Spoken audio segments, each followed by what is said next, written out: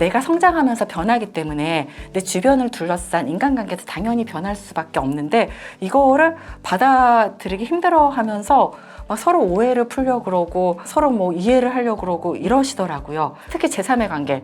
뭔 의미가 있나 싶어요. 친구끼리 왜 감정노동을 합니까? 물론 싸울 수는 있죠. 사소한 문제로. 그런 거 말고 형이상학적인 단어가 오가면서 친구 관계를 심각하게 고찰해보는 이거 그냥 안 맞는 거예요. 20대 분들은 이 얘기 동의 안 하실 수 있을 것 같아요. 그래도 친구인데 열심히 노력해서 우리가 좋은 친구 관계를 영원히 지속돼야 되지 않냐, 우리의 우정은. 이 생각을 하실 텐데요. 40대, 50대 되신 분들은 제 말 동의하실 거예요. 아, 그렇지. 내가 그동안 왜 이렇게 쓸데없는 인간관계에 에너지를 낭비했나. 진짜 시간 낭비였다. 라고 생각하시는 분들 계실 거예요. 노력을 하지 않아도 되는 사람들과 지인도 되고, 친구도 되고, 애인도 되자라는 게 항상 제가 주장하는 얘기입니다.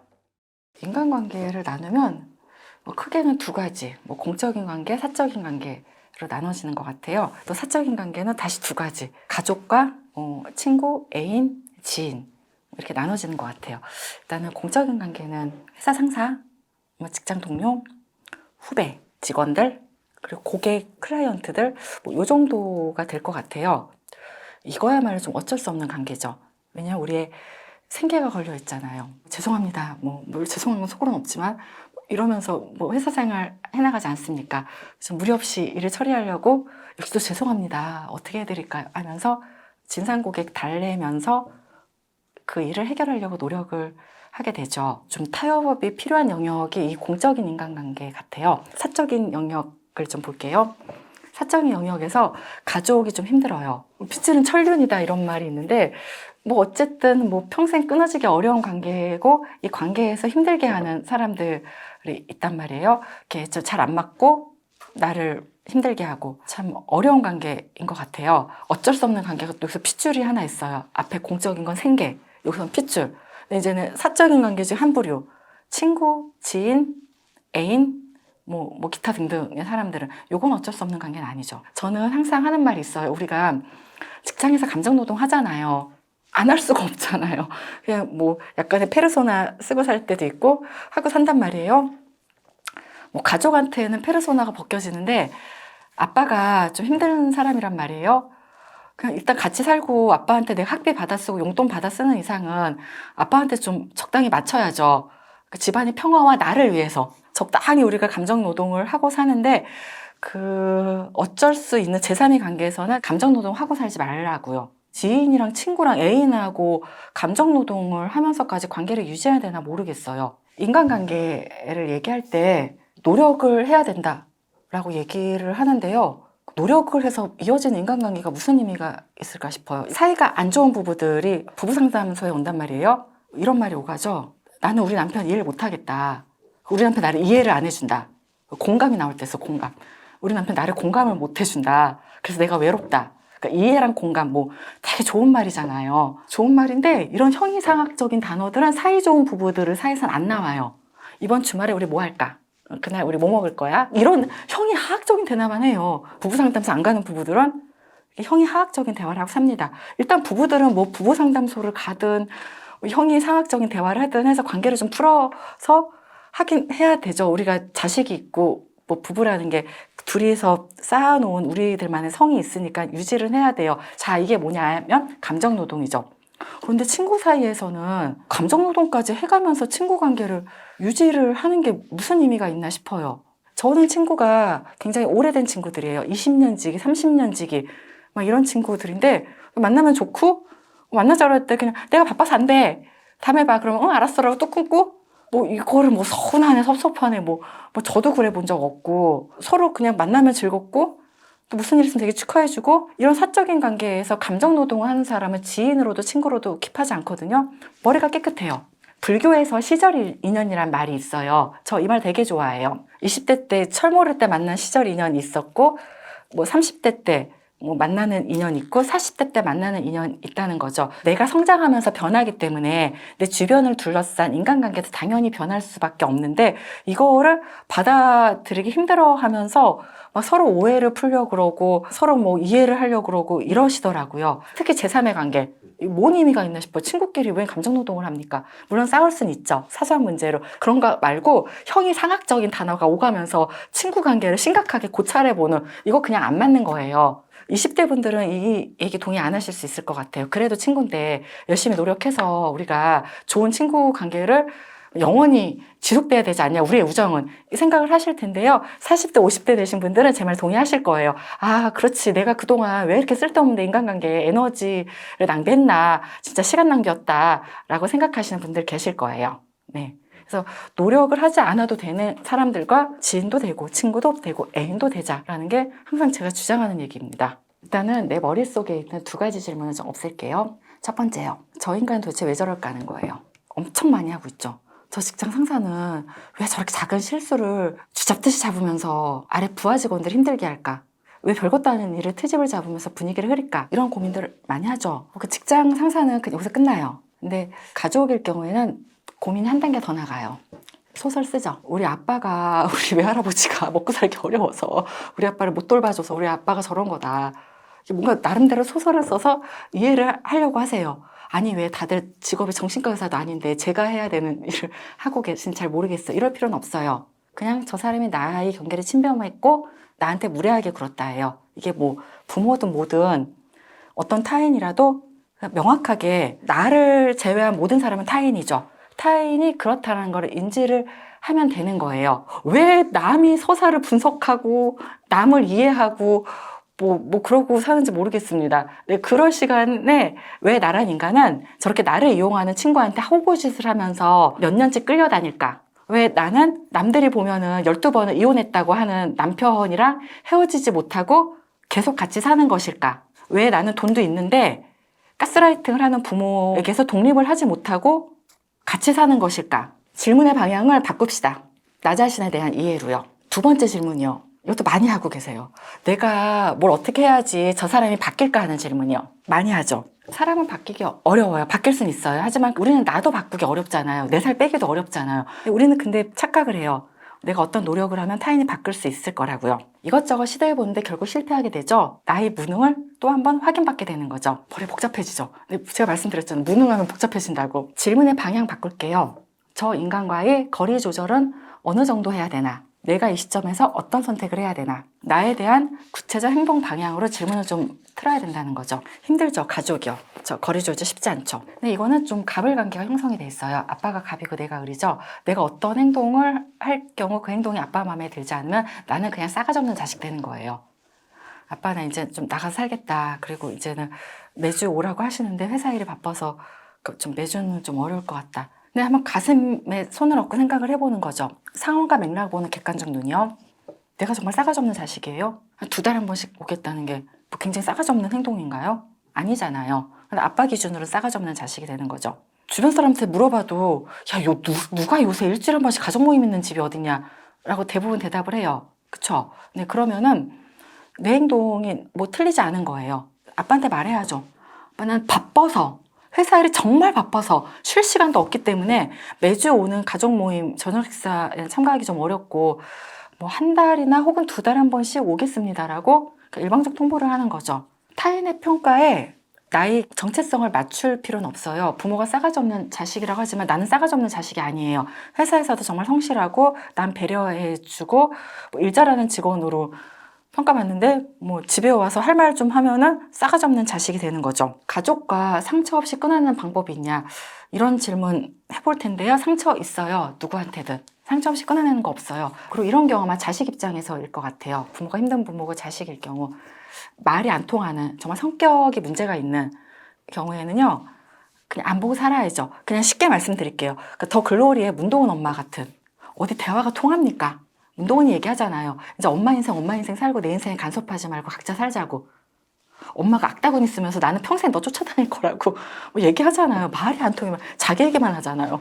딸 하나도 안 들여다보잖아요. 딸이 생각, 감정, 어떤 상황 고려 안 하죠. 네. 이런 부모랑 어떻게 상처 없이 끊어냅니까? 그러니까는 뭔가 과감한 용기가 필요하고요. 그럴 경우 내가 상처를 받고 상처를 주기도 하고 서로 상처를 주고받는데 뭐가 나한테 중요하다는 거죠. 내 인생이 중요하죠. 내가 행복한 가정 유지의 역사적 사명을 띠고 이 땅에 태어난 건 아니잖아요. 나는 내 인생 최소 단위 내가 행복해야 되고 그 행복에 정말 부모가 걸림돌이 된다고 하면 거리 조절을 용기를 갖고 하셔야 된다는 말씀입니다. 그냥 잘라내고 나와야죠. 우습게 보이는 사람들은 본인이 만만해서 그래요. 누울 자리 보고 발 뻗는다는 한국 속담 있잖아요. 내가 자꾸 누울 자리를 막 이렇게 마련해주고 나의 경계를 들어오는 거를 허용을 해줬기 때문에 그러는 거죠. 이건 좀 나를 좀 돌아봐야 돼요. 한국말로 착하다는 말이 있잖아요. 착하다는 말을 가만히 살펴보면은 주체와 주체가 아니고 주체와 객체이죠. 내가 주체이고 상대방이 객체인 거죠. 그래서 뭐 이 객체가 내 마음에 든다. 뭐 이런 얘기잖아요. 그러니까 객체가 내 말을 잘 듣는다. 순종적이다. 이럴 경우 착하다는 말을 쓰는 것 같아요. 저는 착하다는 말은 하나도 장점이 아닌 것 같아요. 누구의 말이든 토를 달지 않고 자기 주장이나 자기 생각이 없게 되면은 일상생활에서 착하다는 평가를 받을 수 있어요. 근데 그러면 만만한 사람이 되는 거죠. 착한 사람들은 화가 나겠죠. 내가 얼마나 이타적인 사람인데 그런 말을 하느냐라고 할 텐데요. 이타적인 거와 착한 건 엄연히 다른 거예요. 이타적인 사람들은 누군가가 불이익을 당하고 있으면은 때로는 목소리도 내고 행동도 해줘요. 이게 좀 결이 좀 다르거든요. 우리는 뭐 못된 사람이 될 필요는 없지만 호구가 되지는 말아야 되고 착한 사람이 될 필요는 없지만 이타성을 가져야지만 타인들이 나를 좋아해 주기는 하죠. 호구짓을 내가 하고 산다. 그러면 그게 역할로서 굳어지는 경우가 있어요. 가정에서 보면은 막 다 역할이 있어요. 그러니까 늙으신 노모가 계시단 말이에요. 뭐 자식들의 케어가 좀 필요해요. 착한 둘째 딸은 뭐 근처에 살면서 수시로 드나들면서 그 부모를 돌본단 말이에요.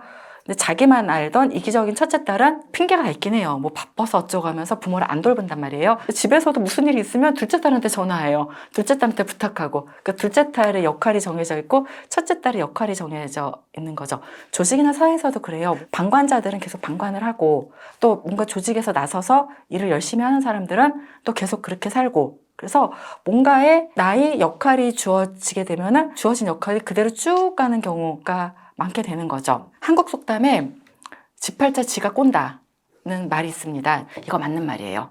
우리의 팔자를 만드는 것은 내가 태어난 생년월일시가 아니고요. 나의 성격이 나의 팔자를 만듭니다. 그래서 정말 성격이 인간의 팔자를 만들기 때문에 만만하게 살지 않으시면 되죠. 호구짓 당하지 않고. 남한테 미움받을 용기가 없는 거잖아요. 그리고 착하다는 사람들 가만 보면은 정말 저 사람을 배려해서 뭔가 해주는 게 아니고 저 사람한테 미움받기 싫어서 착한 행동하는 경우가 대부분이더라고요. 근데 그거를 남들도 미세하게 아는 거죠. 이 사람이 만만하다라는. 이 사람은 남이 눈치를 보면서 대충 예의하는 사람이다라는 걸 알기 때문에 결국엔 그런 패턴으로 굳어지게 된다는 거죠. 내향성들이 열등하고 좀 부족한 존재인 거 아니에요. 내향성들 장점이 있어요. 사람 사이 관계가 깊죠. 재미는 없지만 좀 진중하고 뭐 이런 장점들이 있어요. 그래서 내향성을 극대화하면서 좀 살았으면 좋겠어요. 우리 내향인들도 좀 힘을 좀 냅시다. 우리 학교에서부터 우리 부모들이 얘 수학이 부족해. 수학과에 붙이잖아요. 못하는 거를 잘 끌어올려야 된다라고 생각을 하면서 우리의 기본 마인드가 세팅이 돼 있어요. 잘하는 거를 극대화시켜서 살아야지만 인간은 행복한데 내가 갖고 있는 재능을 찾아서 열심히 개발하고 살자는 거죠. 나를 바꾸지 말고 주변을 바꿔보면 어떨까요, 진짜? 바꿀 수 있는 주변이잖아요. 직업 선택할 수 있잖아요. 인간관계 조율할 수 있잖아요. 어떤 삶을 선택할 거는 나에게 달려 있는 거죠. 저도 많이 들어요. 나의 성격을 어떻게 고쳐야 되냐. 내향성을 외향으로 바꿔야겠다. 전형적인 내향인들 특징이잖아요. 저도 내향인이거든요. 이 특성이에요.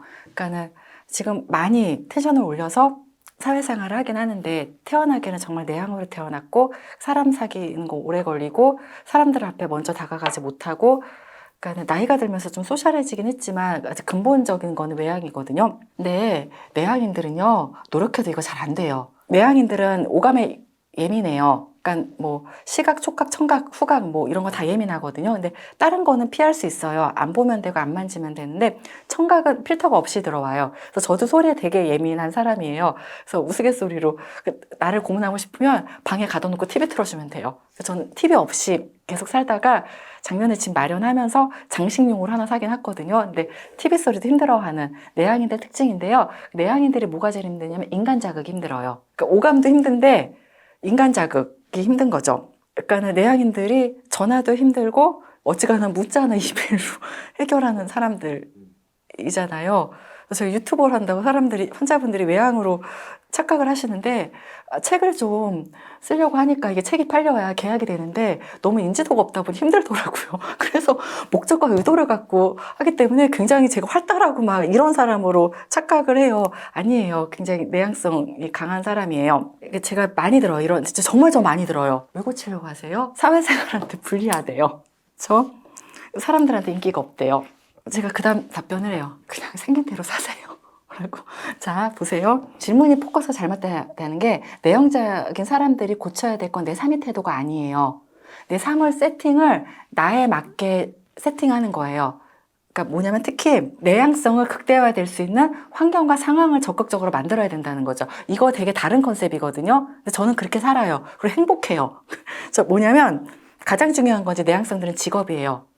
직업을 사물을 대하는 직업을 택해야 돼요. 저도 정신과 의사라서 사람들이 사람을 대한다고 생각을 하는데 아니에요. 사물을 대해요. 그러니까 환자들이 사물이라는 게 아니고 그 전문 지식을 갖고 의학 지식으로 의료 행위를 하는 사람인 거지. 제가 서비스직도 아니고 무슨 판매직도 아니고 영업직도 아니거든요. 그런 의미로 사물을 대하는 직업을 한다는 거예요. 내향성들은 전문직 아니면 기술직 아니면 단순한 공장 생산 라인이나 아니면 혼자 재택근무하면서 홈페이지 제작하고 이메일로 사람하고 소통하면서 뭐 일할 수 있는 거 이런 직업이면 딱인 거예요. 만약에 내향성들이 영업직이나 서비스직, 판매직을 한다. 죽을 똥 쌀똥해서 노력하면 외향성들 반 따라가요. 근데 외향성들은 영업직 하게 되면은 막 금방 막 형 동생, 누나 동생, 막 언니 동생 하면서 공과 사람 막 넘나들면서 영업이라는 게 그렇잖아요. 뭐 공적으로 들어가지만 나중에 사적으로 되면서 아는 사람 소개도 시켜주고 뭐 이러면서 왜 판매 실적 올리고 하는데 외향성들 그거 못해요. 그렇기 때문에 죽을 똥 쌀 똥 페르소나 쓰면서 막 없는 텐션 끌어올려서 해봤자 외향성들의 절반밖에 안 되기 때문에 아예 그 엄태화한 게임이거든요. 근데 이게 나한테 안 맞는 서비스직을 하면서 어떻게 사람을 대해야 될까요? 영업직을 하는데 외향성들보다 판매 실적이 저조해요. 뭐 이러는 거죠. 또 사람들과의 관계에서도 내향성들은 벌리면 안 되고요. 미니멀라이징 해야 돼요. 내향성들은 가족 식사 자리에서도 기가 빨리고요. 하다못해 친정 식구들 식사 자리도 기가 빨리는 사람이고요. 하다못해 집안에서도 혼자서 쑤셔박혀서 가만히 침전되어 있어야만 우리는 에너지가 충전되는 사람이에요. 그래서 약속 있는데 캔슬되면은 미안해 이러면 아니야 바쁜 일이 더 중요하지 나랑 만나는 약속이 뭐가 중요해 일 열심히 해 내일 볼까 아니야 일 열심히 하고 다음에 연락하자 뭐 되게 기쁜 막 양가 감정 막 친구 만나고 싶은 거와 나가고 싶지 않은 그래서 열심히 우리는 대인관계도 미니멀라이징 해야 되는 사람들인 거예요. 그냥 넓힐 필요가 없어요. 근데 내가 회사에서 조직에 성공하고 싶다. 근데 내향성이다. 이런 경우 내적 갈등이 휩쓸릴 수밖에 없어요. 그러니까 회사 생활이라는 게 일만 잘한다고 되는 거 아니잖아요. 조직에서 왜 적당히 아부도 해야 되고 라인도 타야 되고 하는데 이제 선택을 해야죠. 회사에서 출세는 못하지만 실력을 갈고 닦아서 꼭 필요한 존재가 돼서 가늘고 길게 가는 게 내향성들의 성향에 맞고요. 하지만 어떤 분들은 나는 꼭 회사에서 상무 달고 전무 달고 하겠다 하시는 분들은 페르소나 뒤집어 쓰고 외향성들 코스프레 하면서 노력하셔야죠. 뭐 어쩔 수 없어요. 그냥 어떤 삶을 선택할 거는 나에게 달려 있는 거죠. 내향성들이 열등하고 좀 부족한 존재인 거 아니에요. 내향성들 장점이 있어요. 사람 사이 관계가 깊죠. 재미는 없지만 좀 진중하고 뭐 이런 장점들이 있어요. 그래서 내향성을 극대화하면서 좀 살았으면 좋겠어요. 우리 내향인들도 좀 힘을 좀 냅시다. 우리 학교에서부터 우리 부모들이 얘 수학이 부족해. 수학과에 붙이잖아요. 못하는 거를 잘 끌어올려야 된다라고 생각을 하면서 우리의 기본 마인드가 세팅이 돼 있어요. 잘하는 거를 극대화시켜서 살아야지만 인간이 행복한데 내가 갖고 있는 재능을 찾아서 열심히 개발하고 살자는 거죠. 나를 바꾸지 말고 주변을 바꿔보면 어떨까요, 진짜? 바꿀 수 있는 주변이잖아요. 직업 선택할 수 있잖아요. 인간관계 조율할 수 있잖아요. 근데 막 나를 바꿔서 막 여기에 막 맞춰요. 얼마나 힘들겠어요. 계속 페르소나 쓰고 살아야 돼요. 제가 보는 건 실천이요. 이게 살을 방법을 몰라서 못 빼시나요? 다 알잖아요. 살 빼는 방법. 실행을 안 해갖고 못 빼는 거잖아요. 그러니까는 가장 중요한 거는 실천이라고 생각을 해요. 그리고 이 실천이 단계에서 많은 분들이 잘 못하고 계시고요. 왜냐하면 머리만 많이 굴리고 계세요. 어떻게 시작을 할까? 뭐부터 시작을 할까? 실패하면 어떡하지? 뭐 남들이 비웃을까? 다시 시작할 수 있을까? 뭐 그래서 머리를 굴리느냐고 팔다리에 쓸 에너지를 다 잡아먹어요. 에너지 배분이 안 되는 거죠. 그러니까는 넉다운이 되고요. 그러니까 그 시간에 뭐라도 하라는 거죠. 취업이 걱정되면 자격증 하나라도 받으시고요. 토익 성적이 걱정되면 그냥 오늘 단어 2개라도 외우고 자자는 거죠. 그냥 뭐 이것저것 하기 싫으면 넷플릭스, 유튜브 보면서 하호호거리면서 그냥 내 머리 쉬면서, 인간은 휴식도 필요하잖아요. 어떻게 인간이 쓸모 있는 일만 하고 사나요? 우리는 쓸모 없는 일을 하는 시간도 필요해요. 나한테 기쁨과 재미와 즐거움을 주잖아요. 그냥 하호호거리면서 유튜브 보면서 야 이거 진짜 재밌다. 감독 누구냐? 야 배우 진짜 이쁘다. 막 이런 시간도 우리는 필요합니다. 좀 머리 굴리지 말고 좀 실행을 하자는 거죠. 제발 머리 좀 아낍시다. 머리는 정말 필요할 때 발동 딱 거려서 120으로 탁 에너지 레벨 팍 충전해갖고 에너지를 팍 올려갖고 딱 써야 되는 거거든요. 이번 TFT 팀에 내가 뽑혔단 말이에요. 프로젝트 성공시켜야 돼요. 이거는 한 2달 프로젝트로 우리가 어느 지역에 가서 뭐 리조트가 세워질 지역에 가서 2달간 합숙하면서 리조트 성공을 위해서 막 회사에서 초엘리트들만 뽑아서 뭐 15명 정도가 꾸려졌단 말이에요. 이럴 때 써야죠. 팍 해갖고 아이디어 내고 밤새서 막 일하고 하면서 이때 써야 되는 게 이 에너지인 거예요. 필요할 때 탁 엑셀레이터 밟아갖고, 그리고 끌 때는 팍 꺼야 되는데 끄지를 못해요. 끄지를 못하니까 올릴 때도 못 올리는 거예요. 구체적으로 머리가 복잡할 때 그거를 딱 끄는 거는 실행해요. 그리고 환자분들 중에 막 머리로 생각하고 있다가 졸업 작품 내야 되고 어쩌고 하면은 누구 씨 어떻게 지냈어요? 원장님 아무 생각 안 나고 그냥 막 허걱거리냐고 사냐 바빴어요. 좋은 점은 평소에 있던 막 부정적인 생각들이 안 하니까 좋더라고요. 이렇게 말씀하시는 거거든요. 자, 여기서 제가 하나 테이크홈 메시지 드릴게요. 머리는 아메바처럼 팔다리는 경주마처럼 이렇게 사셔야지 뭔가 내 인생에 좀 성공적으로 또 행복하게 살 수 있으십니다. 아무 생각 없이 살다가 탁 발동 걸리고 그때 껐다 켰다 하는 이 에너지를 연습을 의도적으로 좀 하셔야 돼요. 저스트 잇 그냥 해잖아요. 제가 책에도 썼고 전에 책에도 썼어요.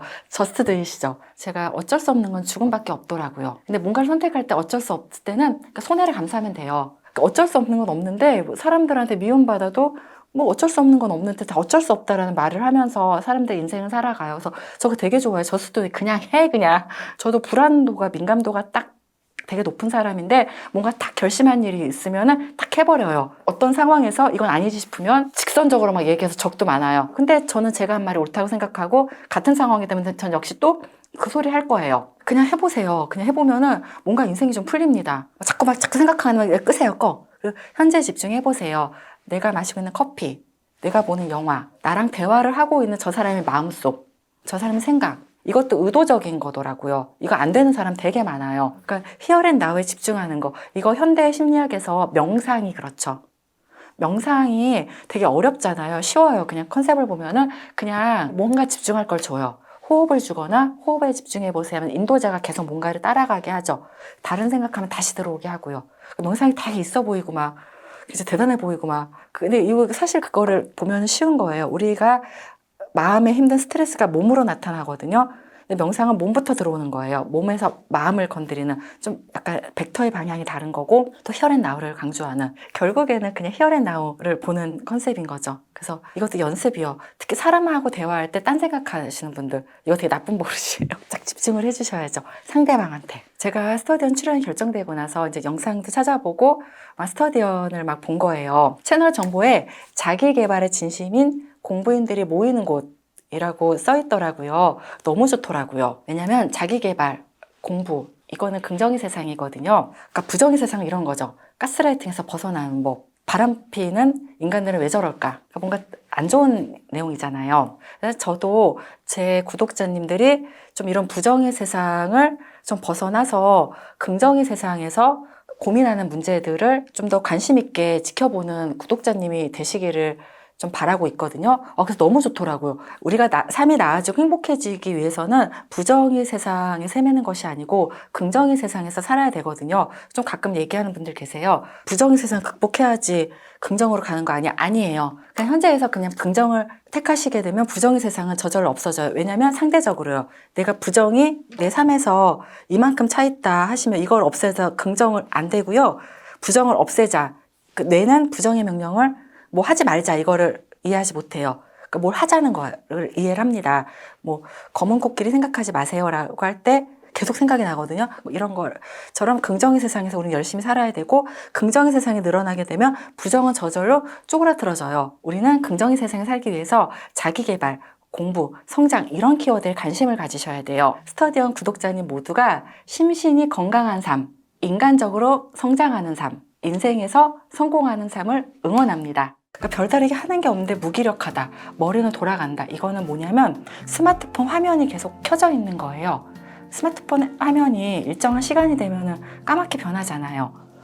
그리고 내가 인식을 하면은 옆에 버튼을 눌려서 화면을 끄잖아요. 근데 이게 계속 안 꺼지고 계속 켜져 있으면은 계속 방전이 되는 거죠. 이게 문제입니다. 그리고 이거는 내가 무능하다는, 잘할 수 없다는, 그리고 나는 세상에 믿을 구석이 없다라는 네거티브한 자기 컨셉이 깔려 있는 경우인 경우가 대부분이에요. 인간에 대한 것도 하나 있어요. 내가 타인들에게 미움받지 않을까 하는 이런 고민.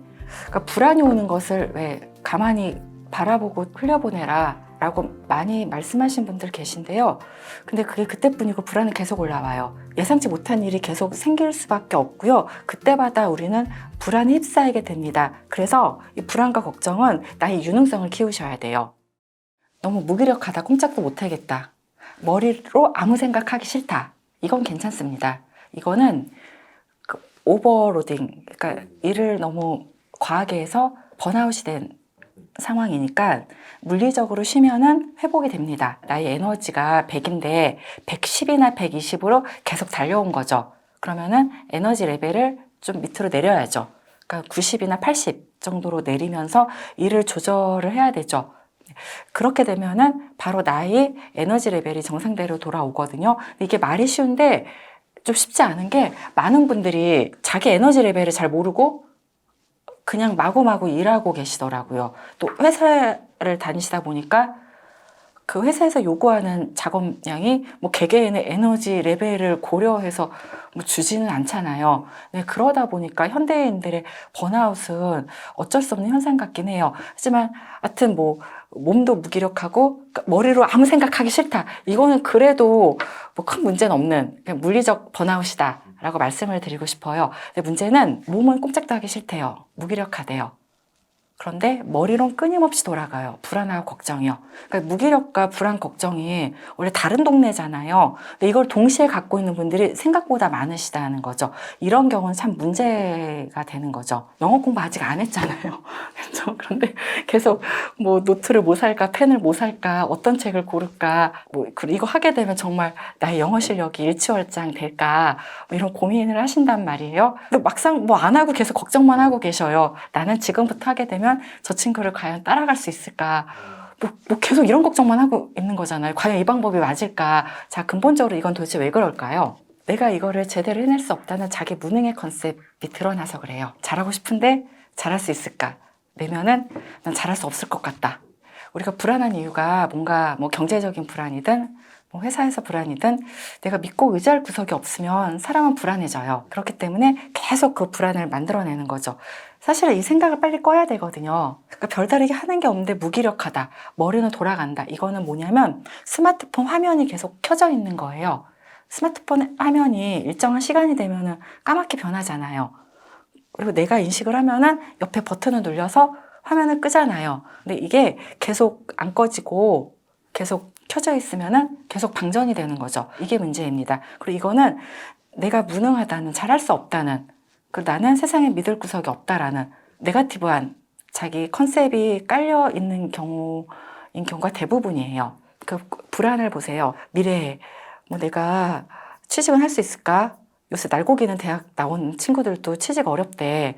요새 20대 고독사 많다고 하는데 그게 혹시 내 미래는 아닐까? 이런 고민들 보면은 대부분이 나의 무능에 대한 이런 셀프 컨셉을 곱씹고 곱씹는 경우가 많으세요. 또 하나는 인간에 대한 것도 하나 있어요. 내가 타인들에게 미움받지 않을까 하는 이런 고민. 그러니까 불안이 오는 것을 왜 가만히 바라보고 흘려보내라 라고 많이 말씀하신 분들 계신데요. 근데 그게 그때뿐이고 불안은 계속 올라와요. 왜냐하면 우리 삶 자체가 계속 일이 생기잖아요. 예상치 못한 일이 계속 생길 수밖에 없고요. 그때마다 우리는 불안에 휩싸이게 됩니다. 그래서 이 불안과 걱정은 좀 형이상학적인 얘기긴 한데 나의 유능성을 키우셔야 돼요. 회사에서 할 말 다 하고 사는 사람들은 일단 유능해야 돼요. 안 그러면 잘리잖아요. 그 다음에는 내가 사는 일의 의미와 목적도 알고 그걸 추구하고 살아야 돼요. 그러니까 통을 돌리는데 우리가 다람쥐인데 이 통을 왜 돌리는지 알고 돌리자는 거죠. 남이 뭐라건 내가 통을 돌리는 이유를 알고 있는 사람들은 흔들리지 않죠. 통을 돌리는 의미와 목적이 있기 때문에 또한 인생이 허무하지 않습니다. 또 나한테 의미 있는 타인을 열심히 만들어야 돼요. 의미 있는 타인은 나의 능력이 아닌 나의 존재 자체로 나를 사랑해 주는 사람이죠. 어린 시절에는 주로 부모가 되고요. 우리가 살면서 힘든 일, 스페셜한 일, 예상치 못한 일이 항상 생기거든요. 이런 일이 생길 때 누구든 다 힘듭니다. 그럴 때 의미 있는 타인의 품에서 우리는 에너지를 얻고 다시 이 세상을 헤쳐나갈 수 있는 용기를 얻거든요. 또 그런 사람이 있는 사람들은 나에게 별다른 의미가 없는 사람이 하는 얘기 별로 흔들리지 않아요. 저는 집에서는 우리 엄마 아빠가 예쁜 딸이고 우리 남편은 우리 마누라 최고라고 하고 그렇기 때문에 뭐 별로 나하고 아무 관계가 없는 사람들하고 하는 비난에 별로 흔들리지 않을 수 있어요. 네, 이런 것들이 있어야지만 우리는 근본적으로 불안에서 빠져나올 수가 있습니다. 생각으로 다스리는 건 굉장히 어려워요. 많은 사람들이 생각으로 다스리려고 하죠. 그러니까는 문제 상황을 해결할 수 있는 근본 능력이 있고 나는 주도적으로 내 인생을 살아왔다. 이런 셀프 컨셉을 가져야 된다는 거죠. 나의 문제 해결 능력을 지속적으로 레벨업을 하자. 그리고 나를 감싸주고 안아줄 소중한 사람을 만들자. 이럴 때 근본적인 불안이 해결될 수 있습니다. 정말 주변을 둘러봐도 의미 있는 타인이 단 한 명도 없는 분들이 꽤 많으시더라고요. 좀 다소 이용당하는 것 같기도 하고 뭐 어디 좋은 사람과 만나서 좋은 관계를 맺어본 적이 없는 거예요. 정말 주변을 둘러봐도 없다라고 하는 분들은 저는 그래도 책에서의 멘토라든가 뭔가 열심히 찾으면서 직접적으로 나한테 해주진 않지만 뭐 그 사람이 하는 말이 나한테 딱 맞고 위로가 되고 내가 배울 것이 있고 이러면 멘토로서의 의미 있는 타인을 찾을 수 있을 것 같아요. 이런 찾으려는 노력은 또 해야 되고요. 그리고 의미 있는 타인이 성인이 돼서는 일방적인 관계는 아니에요. 부모는 일방적이죠. 무조건 나한테 베풀어주죠. 근데 성인이 되면은 우리 기브 앤 테이크지 누가 나한테 내가 뭐라고 의미 있는 타인이 되어줍니까?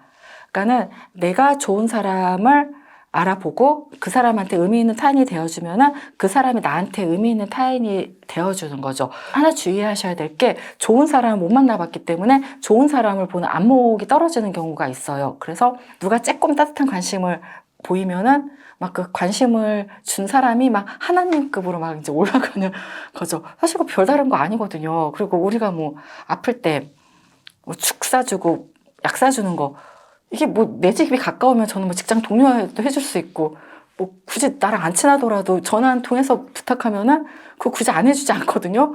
그렇다고 제가 하나님급으로 좋은 사람이 아니거든요. 그렇게 상황이 되니까 해주는 건데 그런 거 호의를 너무 크게 보게 되는 호의를 베풀어주는 누군가를 너무 과대평가하게 되고 그래서 호의를 보지 말고 전 항상 선의로 사람을 판단하라고 얘기를 해요. 누군가가 나한테 잘해주지만 그 사람이 좋은 사람이 아니면 관계를 맺지 말라는 거죠. 그래서 선의로 사람을 보는 연습을 좀 하셔야 될 것 같아요. 의미 있는 타인이 없으면 인생이 안 행복합니다. 아무리 내가 돈을 벌고 내가 뭐 일을 하면서 업계에서 인정을 받더라도 안 행복해요. 우리가 인생을 잘 살고 싶다는 거는 행복하게 잘 살고 싶다는 거지 돈만 잘 벌고 싶다. 뭐 이거는 아니잖아요. 그 두루두루의 의미 있는 타인은 꼭 필요합니다. 그러니까 현재까지는 없더라도 어떻게든 만드셔야 됩니다. 나라는 인간의 의지를 믿지 마세요. 이거 되게 많이 하는 실수예요. 나는 할 수 있다. 나는 부자가 될 것이다. 뭐 이러시는데요. 인간은요, 기본 디폴트가 나약합니다. 그런 말 있잖아요. 살 뺀 인간이랑 담배 끊은 인간이랑 친구 먹지 말라고. 독한 인간들이거든요. 대부분 못하기 때문에, 실패하기 때문에 저걸 해내는 인간들이 좀 스페셜하다는 거지 못하는 우리가 못났다는 건 아니에요. 만약 어떠한 구체적 방향을 세웠으면 장치를 마련해야 되는 거예요. 쉽게 말씀드리면요. 헬스클럽을 다닐 때 비싼 거 끊으시면 돼요. 내가 오늘 안 간 헬스클럽은 돈으로 계산하는 거죠. 뭐 비싼 걸 끊게 되면은 오늘 안 가면 내가 돈적으로 얼마나 손해인데 라고 하면서 돈 아까워서 가는 경우가 있거든요. 나의 의지는 절대로 믿지 마세요. 여러분의 의지는 나약합니다. 일단은 첫 번째로 그러니까 목표가 너무 막연하잖아요. 뭐 잘 살아야겠다. 뭐 돈 잘 벌어야겠다. 좀 너무 막연하잖아요. 그러니까 목표 자체가 막연하고 실체가 없는 목표를 세우기 때문에 이것이 행동으로까지 연결되지 못하는 거죠. 그러니까 뭐 시크릿류의 책들 있잖아요. 뭐 상상하는 대로 이루어진다. 그리고 일찍 일어나는 새가 뭐 벌레를 잡는다는 미라클 모닝 막 이런 책들도 있잖아요. 근데 막상 처음에 사람들이 책을 읽고 감동을 받아서 좀 해보기도 하지만 결과까지 이어지는 사람은 별로 없더라고요. 저도 그 미라클 모닝 해봤죠. 근데 뭐 5시에 일어나서 뭐 먹을 거 없는 냉장고 뒤지고 뭐 유튜브 보고 있고 뭐 차 한 잔 마시고 있고 뭐 책을 읽긴 있는데 그냥 뭐 이거 읽었다 저거 읽었다 되는 대로 책을 읽는 거예요. 만약에 제가 원고를 쓰는 기간이었으면은 5시에 일어나는 게 굉장히 유용했을 것 같아요. 왜냐하면 원고 쓰는 기간에는 정말 30분, 10분도 귀하거든요. 근데 원고를 안 쓰는 기간 하필이면 그때 미라클 모닝을 하니까는 왔다 갔다 하면서 시간만 낭비가 되는 거예요. 왜 실패했냐 고민을 해봤더니 목표가 없었던 거예요. 그냥 무조건 5시에 일어나면 성공한다 그래서 무조건 5시에 일어난 거죠. 성공하려고. 네, 이렇게 많은 분들이 저처럼 하실 것 같아요. 뭔가 자기계발서에 나오는 얘기를 막연한 거를 따라 해보는데 별로 남는 게 없고 하다 보니 재미가 없으니까 그만두게 되는 거죠. 그러니까는 목표를 정해야 되는데 이게 이제 구체적이어야 된다는 거죠. 왜냐하면 우리가 전쟁을 할 때 전략이 있고 전술이 있잖아요. 전략은 큰 무슨 뭐 주제, 전술은 구체적 행동 방식 뭐 이런 거를 얘기를 하잖아요. 그래서 바로 우리는 전략은 있고 전술은 없는 거예요. 그래서 전술을 세워야 된다는 거죠. 예를 들어서 미라클 모닝을 한다고 치면은 2시간의 시간이 있단 말이에요. 1시간 반을 갖다가 책을 읽는다. 근데 그 책은 뭐 종류를 정해야죠. 나는 자기계발서를 읽는다. 혹은 집에 사놓고 안 읽은 책들 좀 있지 않습니까? 저는 굉장히 많습니다. 이런 책들을 6개월 안쪽에 적어도 1독은 끝낸다. 뭐 이런 목표를 갖고 미라클 모닝은 해야 된다는 거죠. 또 30분이 남으면 영어 공부를 한다.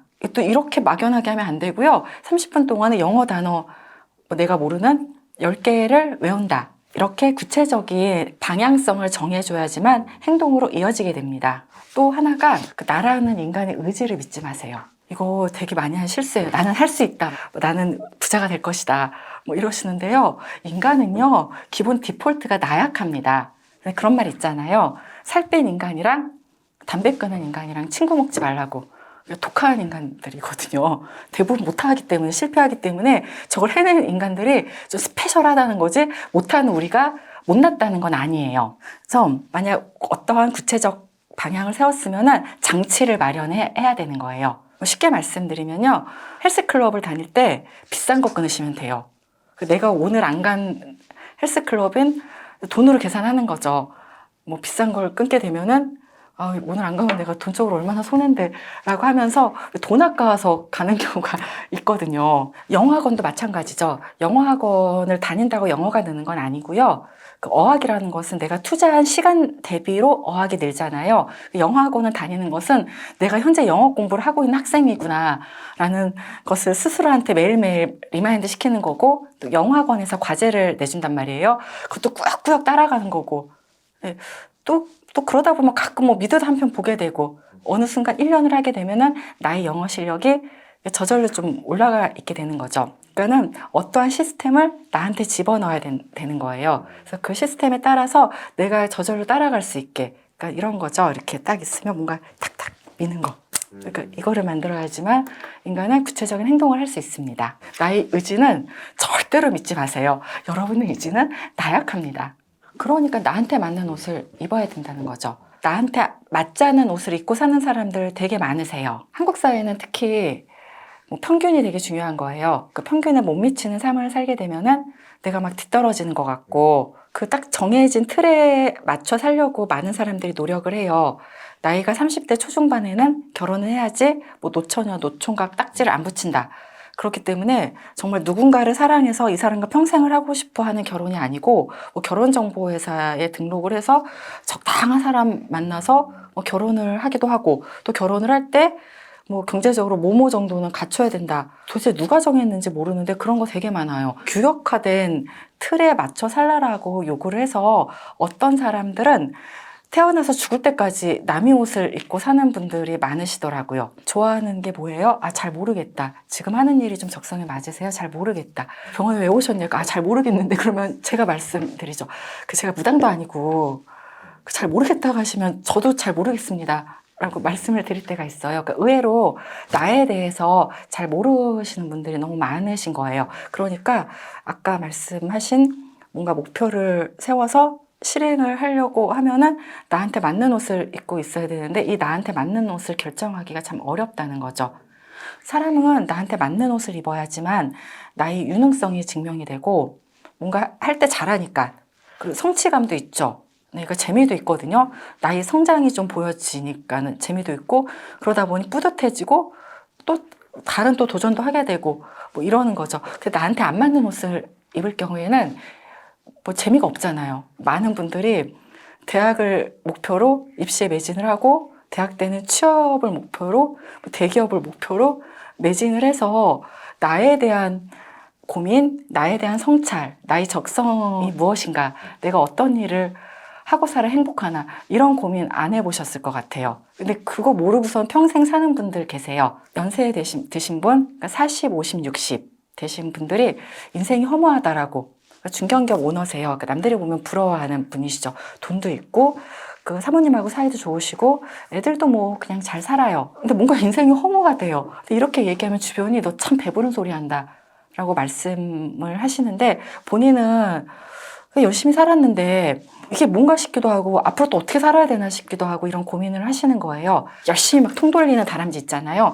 근데 그 통을 왜 돌려야 되는지 모르는. 열심히 돌리다 보니까 중견기업은 잃었고 가정도 잃었는데 언제까지 이걸 돌려야 되나? 이걸 나는 이 통을 왜 돌리고 있나? 뭐 이런 고민을 50이 넘은 그 나이에 하시는 거죠. 그래서 부모들이 자식한테 실수 많이 해요. 자식 안 봐요. 근데 본인도 몰라요. 그러니까 본인이 나에 대해서도 모르니까 내 자식에 대해서도 알 수가 없는 거예요. 그냥 공부하래요. 네, 공부해서 성적 좋으면 의대 가래요. 의대를 갔는데 이제 그 다음 행보는 없죠. 의사가 되는 거죠. 전부 다 그냥 의대 와서 의학기술 전문 기술직을 선택을 하거든요. 그러니까 이 사회를 보면 이제 안타까워요. 의대 와서 적성이니 뭐니 모르고 다들 의사가 되려고 하는구나. 먹고 살기 어려워서 그렇다는 것은 이해하지만 좀 씁쓸합니다. 항상 나의 본질을 고민하고 살자는 거죠. 여기서 본질의 반대말 형식이 돼요. 본질은 나의 중심을 갖고 사는 거고 형식은 남 위주로 사는 삶이에요. 본질은 나의 그 근원에 대한 내면에 대한 거고 형식은 외면적인 거, 남에게 보여지는 거를 얘기합니다. 이제 딱 느낌이 오시죠? 예를 들어서 이런 거죠. 한국 사회는 남의 눈을 의식하죠. 그래서 부부들 중에 뭐 자식들 결혼할 때까지 이혼 안 하고 살다가 자식들 결혼하고 이혼하는 경우 있고요. 사실은 서류에 도장만 안 찍었다 뿐이지 별거하고 따로 사는 경우 많은데 형식에만 치우친 삶을 사는 거죠. 남의 눈에 의식한 삶을 사는 거죠. 행복하는 본질이고요. 부부는 형식인 거잖아요. 그러니까 부부만 강조하게 되면 행복하는 고려하지 않은 거죠. 한국 사회는 너무 형식이 치우쳐져 있어서 본질에 대한 고민을 우리가 같이 해야 되고 인간은 나의 본질을 고민하고 이걸 추구할 때 행복한 삶을 살 수 있습니다. 자기 확신이 없기 때문이죠. 내가 잘 살고 있는지 못 살고 있는지 몰라서 남하고 비교를 해갖고 평균치쯤에 있으면 안심을 하는 거예요. 평균치를 못 따라가고 있으면 자괴감에 빠지거나 채찍질을 하게 되고요. 평균치보다 웃도는 삶을 살고 있다고 생각이 들면 SNS에 자랑질을 하죠. 인간은 사회적 동물이에요. 남들과 비교를 하게 되는 건 어쩔 수 없기는 해요. 특히 그 비교는 나를 둘러싼 인간하고 하죠. 내 주변에 누구, 나랑 가까운 사람이 뭘 잘하거나 뭐 이러면은 비교하면서 질투하고 경쟁을 하게 되는 거죠. 뭐 사촌이 땅 사면 배 아프다 막 이런 말 있잖아요. 이렇게 나랑 가까운 사람을 비교 경쟁의 대상으로 삼게 되죠. 그러니까 비교와 경쟁이 꼭 나쁘진 않아요. 나를 채찍질하는 원동력이 되기도 하거든요. 내 친한 친구는 이번에 임용에 붙었는데 나는 못 붙었다. 열심히 노력해서 내년은 꼭 붙어야지. 뭐 이러는 거는 좋은 비교잖아요. 남하고의 경쟁을 나의 성장으로 끌고 오는 경우는 뭐 나쁘진 않죠. 문제는 나의 성장의 발판으로 삼지 않고 단순 비교하고 시기 질투하는 경우예요. 누구네 집 아들은 서울대 갔는데 내 아들은 인서울대학에 겨우 갔다. 그 집 아들은 왠지 성공한 인생 같고 내 아들은 앞으로 친구 아들보다 못한 삶을 살 것 같다. 막 이러는 거죠. SNS도 그렇죠. 나 빼고 다 잘 살잖아요. 명품 쓰고 호텔백 가고 해외여행 가고 나만 못 사는 것 같단 말이에요. 행복하지 않죠. 그러니까는 나의 못남을 곱씹게 되는 비교는 할 필요가 없는 것 같아요. 만약에 내가 인생을 불행하게 살고 싶다. 그러면은 열심히 비교하시면 돼요. 나보다 잘나는 사람, 나보다 좋은 아파트 사는 사람, 뭐 나보다 좋은 직장 다니는 사람, 나보다 연봉 많은 사람이랑 하루 종일 비교하고 있으면은 정말 막 불행의 늪에 빠져갖고 헤어나지 못하실 거예요. 단순히 누군가와 비교를 하기 위해서 남들과 나의 삶을 재보는 거는 내 삶이 불행해지는 지름길이 된다는 거죠. 그러니까 비교와 경쟁을 하게 되면은 나는 항상 나보다 잘난 사람이 언제든지 존재하기 때문에 나보다 잘났다, 나는 못났다. 뭐 이렇게 되잖아요. 인생이 계속 불행해진다는 거죠. 항상 나의 본질을 고민하고 살자는 거죠. 여기서 본질을 만든 말 형식이 돼요. 본질은 나의 중심을 갖고 사는 거고 형식은 남 위주로 사는 삶이에요. 본질은 나의 그 근원에 대한, 내면에 대한 거고 형식은 외면적인 거, 남에게 보여지는 거를 얘기합니다. 이제 딱 느낌이 오시죠? 예를 들어서 이런 거죠. 한국 사회는 남의 눈을 의식하죠. 그래서 부부들 중에 뭐 자식들 결혼할 때까지 이혼 안 하고 살다가 자식들 결혼하고 이혼하는 경우 있고요. 사실은 서류에 도장만 안 찍었다 뿐이지 별거하고 따로 사는 경우 많은데 형식에만 치우친 삶을 사는 거죠. 남의 눈에 의식한 삶을 사는 거죠. 그러니까 우리는 부부라는 거죠. 아직 우리 부부 사이 건재하다는 거죠. 자, 여기서 본질을 들어가 봅시다. 행복한 부부인 거죠, 본질은. 행복하는 본질이고요. 부부는 형식인 거잖아요. 그러니까 부부만 강조하게 되면 행복하는 고려하지 않은 거죠. 근데 만약에 내가 이혼을 했어요. 하지만 최선을 다해서 자식을 길러냈어요. 상견례 자리에서 나 혼자 나와서 얘기하죠. 부족한 게 많습니다. 하지만 나 혼자 최선을 다해서 우리 아들을 딸을 길렀습니다. 저는 그런 분을 사돈으로 만나면 박수를 쳐줄 것 같아요. 아, 사부인 고생 많으셨겠어. 얼마나 있으셨어요. 이렇게 번듯하게 길러내주시고 우리 자식의 배우자를 번듯하게 길러내주셔서 제가 너무 감사드립니다. 이거는 바로 본질에 충실한 삶이죠. 또 이런 예가 있어요.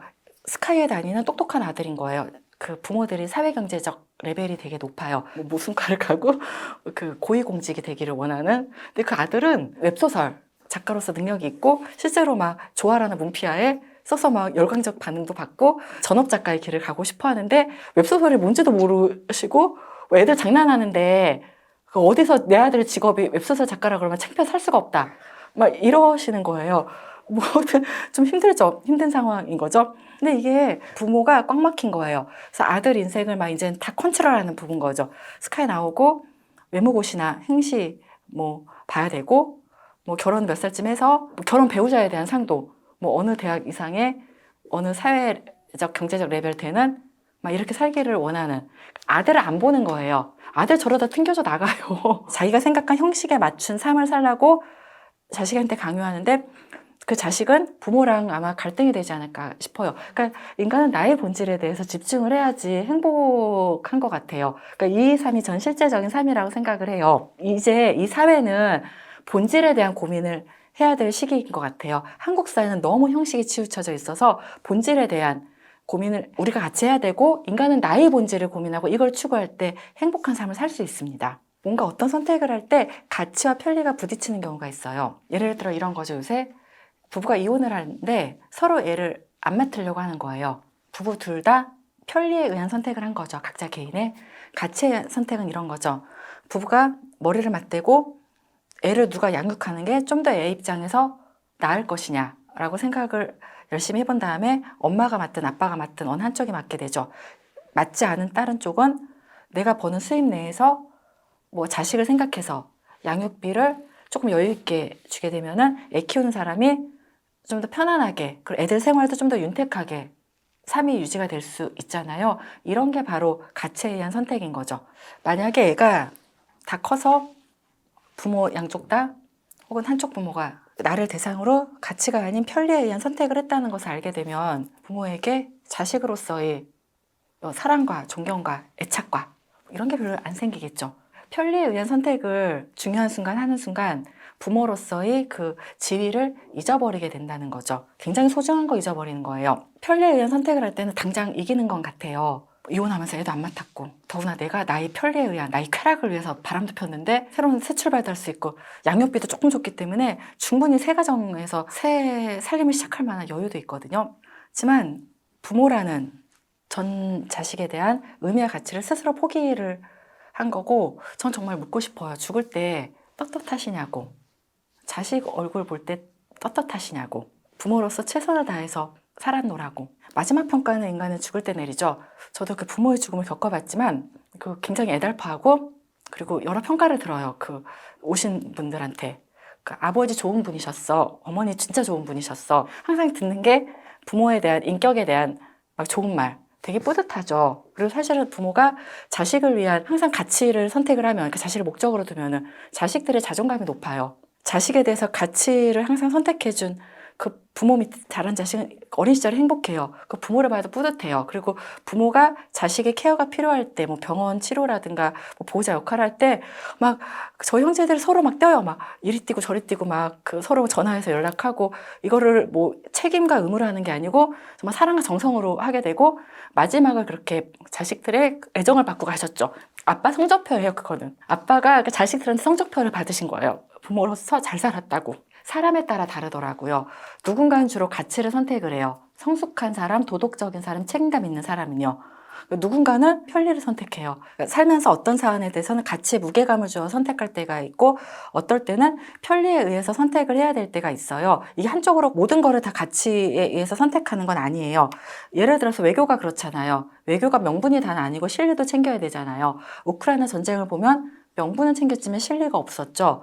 그 지도자로서 이렇게 좀 다른 선택을 할 수도 있지 않았을까라는 좀 아쉬움이 좀 있고요. 또 회사에서 구조조정을 한단 말이에요, 오너가. 이거 정말 심각하게 고민을 해야죠. 나가는 사람들한테 희망퇴직금을 충분히 줘갖고 이렇게 정말 비등한 선택을 할 수 있게 해야 되고요. 또 정말 오픈해서 얘기해서 우리가 같이 고통 분담을 해준다면 내가 사람을 자르지 않고 그냥 한번 가보겠다. 하지만 회사가 재정이 너무 어려우니 뭐 월급을 갖다가 어느 정도 일정한 비율로 좀 깎는 걸 받아들이시겠느냐라고 뭐 투표도 한번 해볼 수 있고, 뭐 이렇게 한번 고민을 하면서 가치와 편리를 재야 되는데, 안 그런 경우 많죠. 그냥 마구 잘라내고 그러니까 비인간적으로 해고하는 경우가 있잖아요. 어쩔 수 없이 어떨 땐 가치, 어떨 땐 편리를 선택하지만 과연 그거에 대해서 충분히 고심을 해서 선택을 한 결과인가 라는 것은 스스로에게 한번 물어봐야 된다는 거죠. 그래서 우리가 결론은 주로 가치를 선택하는 삶을 살아야 된다고 저는 생각해요. 편리를 선택할 때도 물론 있죠. 근데 내가 왜 편리를 선택했고 이거의 장단점이 뭔지 설명을 할 수 있어야 된다는 얘기인 거죠. 적어도 편리를 선택할 때도 내가 뭔 짓을 하고 있는지는 알아야 된다는 거예요. 편리 선택하면서 그냥 이득 봐서 좋아, 막 이게 아니고 내가 본 이득으로 누군가 피해를 볼 수도 있고, 하지만 이게 불가피했고 안 그러면 더 많은 피해를 볼 수 있지 않을까. 특히 높은 자리에 올라가는 사람, 정치를 하는 사람들은 여기에 대한 고민을 많이 하셔야 될 것 같아요. 네. 내면에 갖고 있는 나의 열등감이 높을수록, 그리고 사리 분별이 떨어질수록 인간이 또 가지게 되는 게 있어요. 피암시성이 높아지게 돼요. 타인이 하는 암시를 그대로 받아들이는 사람들이에요. 실제 사이비에서도 계속 암시를 걸고 있죠. 계속 성경 공부시키면서 세뇌시키잖아요. 성경 공부만 시키죠. 그런 말 있잖아요. 세상에서 위험한 사람이 책을 단 한 권도 안 읽은 사람이 아니고, 세상에서 읽어본 책이 딱 한 권인 사람이 제일 위험하다는 말 있잖아요. 피암시성이 높은 사람들은 최면도 잘 걸리고요, 세뇌도 잘 되고요, 가스라이팅에도 빠지기 쉬워요. 나는 능력이 없다, 나는 사랑받을 수 없다 라는 컨셉을 뒤집어서 나는 능력이 있다, 나는 사랑받을 수 있다 라는 셀프 컨셉을 가져야 되는 거죠. 많은 분들이 궁금해하실 것 같아요. 인간이라는 게 아까 나약하다 막 말씀드렸잖아요. 모든 인간은 열등감을 가지고 있고요. 이 열등감을 파고 파면은 두 가지가 남게 돼요. 첫 번째는 나는 무능력하다. 두 번째는 나는 사랑받을 수 없다예요. 자, 생각해 보세요. 내가 돈이 없다. 그래서 나 열등감이 있다. 내가 공부를 못한다. 열등감이 있다. 내가 직장에서 일을 잘 못하는 사람이라고 평가를 받는다. 열등감이 있다. 내가 좀 뚱뚱해서 남자친구가 나더러 맨날 살 빼라고 구박한다. 그게 나의 열등감이다. 자, 그 어떤 열등감도 앞에 무능력과 사랑받을 수 없다. 여기에 다 해당이 되죠. 하나는 나의 능력, 하나는 나의 존재 의미인 거죠. 난 이게 좀 부족한 사람들이 사이비를 만나게 되면 열광을 하게 되죠. 사실 무능력과 사랑받을 수 없다 해서 가장 먼저 추구하는 건 사랑받는 거죠. 이게 좀 더 인간의 기본 욕구인 거죠. 근데 사이비들 들이댈 때 종교들이 됩니까? 사람들이 되죠. 어디서 대접도 못 받고 인기도 없었는데 사이비에 가니까 명문대학을 나온 언니 오빠들이 막 잘해주고 막 관심 가져주고 내가 뭐라도 된 것 같고 내가 사랑받을 존재가 된 것 같죠. 그럼 돈과 시간을 갖다 바치니까 너 진짜 잘한대요. 나의 무능력에 대한 게 능력으로 바뀌는 거죠. 내가 내 친구 꼬셔갖고 한 3명 데리고 왔거든요. 야, 너 진짜 능력 있는 사람이래요. 마약이죠, 이거는. 그러니까 인간의 기본 욕구를 사이비들은 잘 알고 이거를 이용하는 거죠. 뭐 30년 동안, 뭐 20년 동안 살았던 이런 나의 존재에 대한 정체성을 바꿔버리는 게 사이비예요. 막 다 내팽개치잖아요. 가족도 내팽개치고 남편도 내팽개치고. 그래서 또 하나가 분별의 능력이 떨어지는 사람들이 있어요. 그 분별이라는 게 인생 지혜 같은 거죠.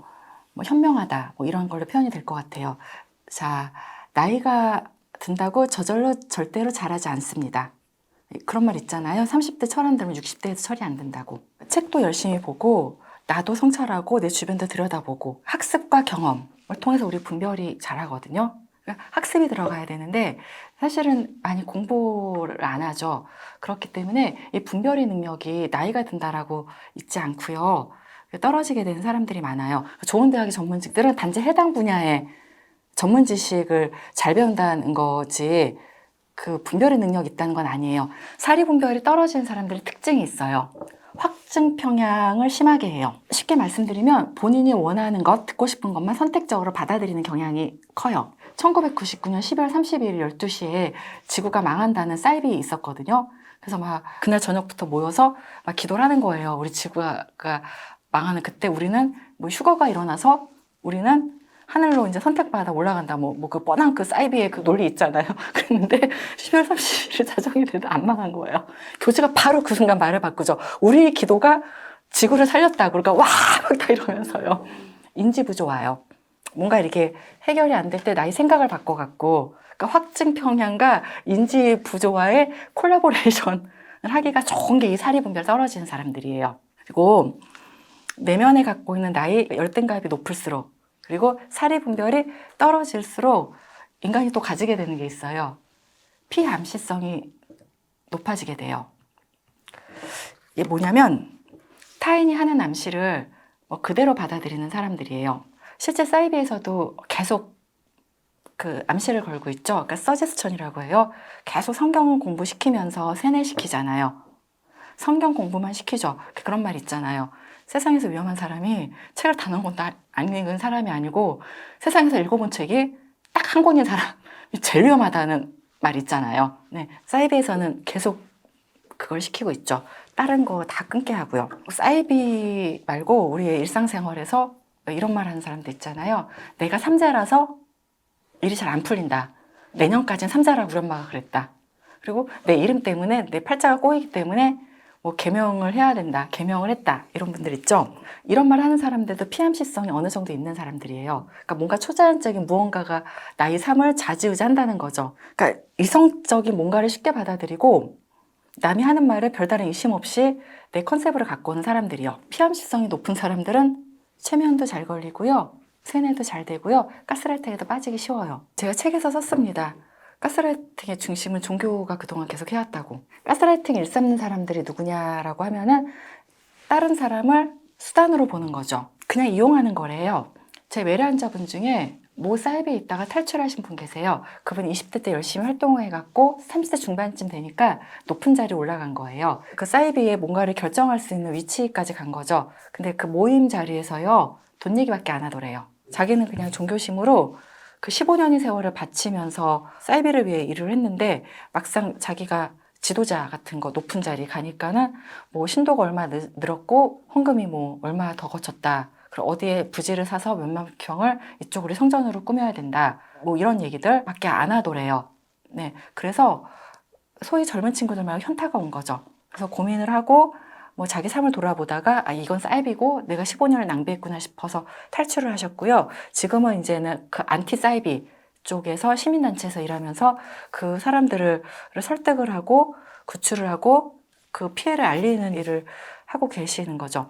그러니까 이게 사이비가 교주가 있잖아요. 근데 교주 하나로 뭐가 되진 않아요. 그분 말씀이에요. 교주는 얼굴 마담이고 그 밑에 그 높은 사람 1, 2, 3, 4, 5, 6, 7, 8, 9, 10 있잖아요. 엉키고 설켜갖고 하나의 그 이익 집단인 거죠. 그러니까 저게 이제 건드리기가 어려운 거예요. 그 교주와 그 밑에 있는 사람들의 이득이 촘촘히 무슨 엉켜져 있는 거고, 그 밑에 그 피라미드들을 이제는 돈과 시간 뺏기면서 이용당하는 무슨 피라미드 같은, 피라미드 판매 같은 이런 건데, 본인들은 잘 모르고 있는 거죠. 나는 능력이 없다. 나는 사랑받을 수 없다. 라는 컨셉을 뒤집어서 나는 능력이 있다. 나는 사랑받을 수 있다. 라는 셀프 컨셉을 가져야 되는 거죠. 능력이 있다라는 게 돈 버는 능력만 얘기하는 건 아니고요. 뭐 나 하나를 건설할 수 있는 경제적 능력 플러스 내 삶을 내가 주도적으로 산다는 능력, 어떤 일이 벌어져도 내 삶을 헤쳐나갈 수 있다는 능력, 내 삶 전반을 갖다가 내가 주인으로 살고 있다라는 느낌을 얘기를 해요. 그런데 이런 느낌을 갖고 사는 사람이 과연 한국 사람들 중에 얼마나 될까 싶어요. 한국 사회는 부모 자식 간의 관계가 유달스럽게 가깝잖아요. 성인이 되어도 독립하지 못하는 자식들 많고요. 내 삶의 주인으로 산다는 느낌을 못 갖는 분들 많잖아요. 그렇기 때문에 참 어렵죠. 이게. 하지만 열심히 내 삶의 주인으로 살려는 노력을 하면서 나는 능력이 있다라는 내 컨셉을 나한테로 갖고 와야 되는 거죠. 말씀드렸죠? 의미 있는 타인 꼭 만들어야 된다고. 나를 사랑해주는 건 의미 있는 타인밖에 없어요. 멘토는 뭐 나한테 충고를 해주고 나의 사명을 방향성을 제시를 할 수 있지만 멘토가 나를 조건 없이 사랑해주진 않죠. 그래서 우리는 뭐 어렸을 땐 그렇다 치지만 커서라도 나도 그 사람한테 의미 있는 사람이 되어주고 그 사람이 나한테 의미 있는 사람이 되어주고 이런 사람을 꼭 만나셔야 돼요. 그래야지 인간의 기본 욕구예요. 인간은 어딘가에 소속이 되고 싶어하고 그 소속된 곳에서 애정을 받고 싶어해요. 이게 없으니까 사이비 가는 거예요.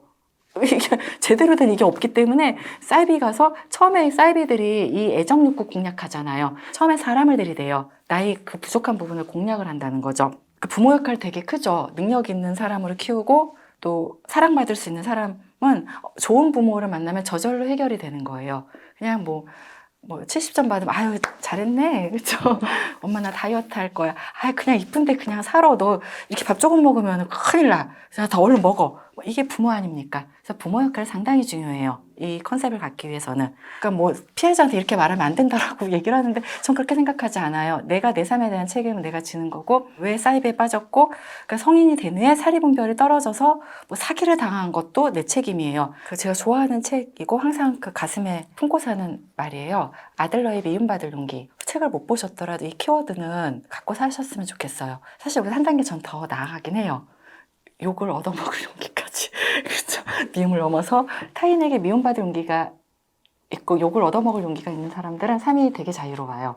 타인에게 내 인생의 주도권을 안 넘기거든요. 사람이 살면서 우리가 사회생활, 뭐 기타 여러 친구 관계에서 기브 앤 테이크가 돼야 되는 거는 기본이잖아요. 뭐 물질이든 정신이든, 그러니까 유형이든 무형이든 기브 앤 테이크가 되는 거는 뭐 지극히 정상적인데 뭐 그런 거를 묻는 게 아니고 그러니까 너무 일방적인 부탁을 막 거절 못하면서 질질 끌려다니는 경우를 물어보시는 것 같아요. 지금 어떤 경우에 거절을 해야 되고 그러니까 이거 잘 모르시더라고요. 그러니까 이건 좀 들어줘야 되는 부탁, 거절해야 되는 부탁, 이거가 잘 안 돼서 그래서 또 머리가 복잡하세요. 그러니까 뭔가 삶의 기준이 없다 보니까 모든 경우를 다 시뮬레이션을 하시더라고요. 그러니까 제가 우리 병원을 볼 때 안 받는 환자분들 딱딱 있어요. 그러니까 소아 안 받고 노인 치매 환자 안 받고 또 병사용 진단서 대학병원 보내고 뭐 이렇게 몇 개 기준이 있거든요. 그래서 저한테까지 안 오고 저희 직원들 손에서 다 처리가 돼요.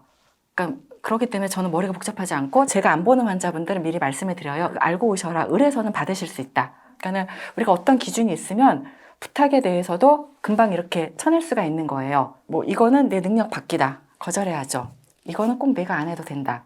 거절해야죠. 이거는 내가 해주면 좋겠네. 그리고 저분한테 도움이 되겠네. 이건 뭐 해줘야죠. 그리고 이거는 나를 이용하는 부탁이네. 느낌 있잖아요. 거절해야죠. 상황과 맥락을 파악을 해서 이건 아니다 싶은 거를 이제 거절을 해야 된다는 거죠. 나만의 기준을 갖고 부탁도 이건 천할 부탁, 안 천할 부탁. 그러니까 심플한 거예요. 근데 아니고 온갖 경우에 이거라 거절하면 제가 나를 어떻게 생각할 것인가, 제가 나를 미워하지 않을까, 뭐 이렇게 너무 많은 생각을 하고, 그러니까 내 기준은 없어요. 제가 나를 미워하지 않을까. 저 기준, 남의 기준에 맞추기 때문에 제대로 된 거절을 못 하는 거죠. 근데 제대로 된 거절을 하는 것도 삶의 큰 능력이에요. 내 인생이 깔끔해지고 말끔해지고 동티가 안 나는. 그러니까 부탁을 막 말도 안 되는 거 끌어안아서 끙끙대는 주변 분 보신 적 없으세요? 능력 범위 밖의 거를 막 끌어안았는데 결국에 이것도 제 시간 내에 못 해줘갖고 진정한 미움을 받게 되는 그러니까 이런 경우도 있기 때문에 거절을 잘하는 건 굉장히 큰 능력인 것 같아요. 그러니까 여기서 키워드는 내가 왜 거절을 하면은 안 가져도 되는 미안함과 죄책감을 가져야 하는지를 또 돌아봐야 된다는 거죠. 예를 들어서 피디님께 제가 돈을 좀 빌려달라고 했단 말이에요.